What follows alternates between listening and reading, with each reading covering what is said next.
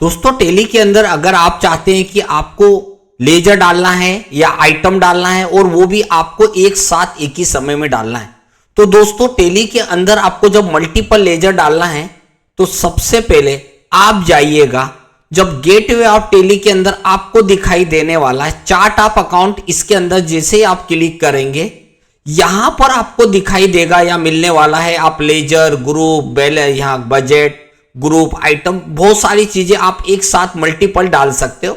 मैं यहां पर जाने वाला हूं, मुझे एक ग्रुप के अंतर्गत बहुत सारे लेजर डालना है।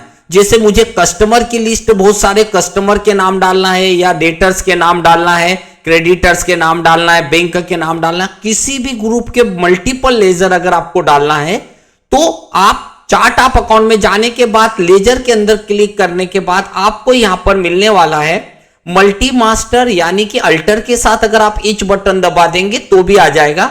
आप यहां पर जाने के बाद आप क्लिक करिएगा, क्लिक करने के बाद आप देख रहे होंगे यहां पर मल्टी क्रिएट कर सकते हो। आप यहां पर मल्टीपल यूज करके आप जीएसटी नंबर डाल सकते हो और अगर मल्टीपल लेजर में आप एट ए टाइम चेंज भी कर सकते हो। तो दोस्तों सबसे पहले मैं यहां बताने वाला हूं मल्टी क्रिएट। मल्टी क्रिएट का मतलब होता है कि आप ये चाहते हो कि आपको बहुत सारे कस्टमर के नाम डालना है, तो दोस्तों सबसे पहले आपको यहां पर चॉइस करना पड़ेगा ग्रुप चार्ट, यानी आपको किस ग्रुप के अंतर्गत के लेजर डालना। जैसे मेरे पास कस्टमर की लिस्ट आ चुकी है और मुझे मल्टीपल कस्टमर के नाम डालना है, तो मैं जाने वाला हूं सन्ड्री डेटर्स में।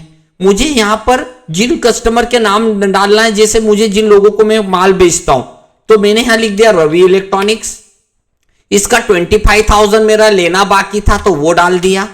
इसके बाद मैंने यहां लिख दिया सागर सेल्स, अगर मान लीजिए इससे 15,000 रुपए लेना था तो ये डाल दिया। विजय इलेक्ट्रॉनिक्स, इससे मुझे कुछ पैसा लेना था तो मैंने इसके नाम डाल दिया। दोस्तों जैसे मैंने आपके सामने ये कस्टमर्स के नाम डाले, इसी टाइप से आप सप्लायर के नाम भी डाल सकते हैं। इस टाइप से अगर आप जिस ग्रुप के अंतर्गत डाल लें, मान लीजिए मेरी 4-5 बैंकों में मेरा अकाउंट है तो मैं बैंक ग्रुप चॉइस कर लूंगा। मान लीजिए मेरे एसबीआई में सेविंग अकाउंट है तो आप वो डाल दूंगा। जिस बैंक में, यूको बैंक में मेरा करंट अकाउंट है तो ये ले लूंगा। मान लीजिए वहां 75,000 डिपॉजिट है तो उतना अमाउंट भी। दोस्तों ये ओपनिंग बैलेंस भी आप एट ए टाइम डाल सकते हो। इस तरीके से आप जो भी डालना चाहेंगे बस आप यहां चले जाइए। अगर आपको क्रिएट मल्टी जीएसटी नंबर, मान लीजिए आपको कस्टमर के बहुत सारे लोगों के जो आपके कस्टमर है या सप्लायर है उनके अगर लिस्ट पहले से बनी हुई है तो आप इंपोर्ट कर लीजिए एक्सेल के पूरे कस्टमर्स की, डेटर्स की, जिनके पास जीएसटी नंबर है तो आप उनको यहां पर अपडेट भी कर सकते हैं। दोस्तों इसी टाइप से अगर आप ये चाहते हैं कि आपको मल्टी लेजर में जाने के बाद कुछ चेंजेस करना है, मान लीजिए आपको बैंक ग्रुप के लेजर को चेंजेस करना है, हमने कुछ गलत डाल दिए तो आप एक एक करके यहां पर लेजर में बदलाव भी कर सकते हैं। स्पेलिंग गलत है तो वो भी कर सकते हैं।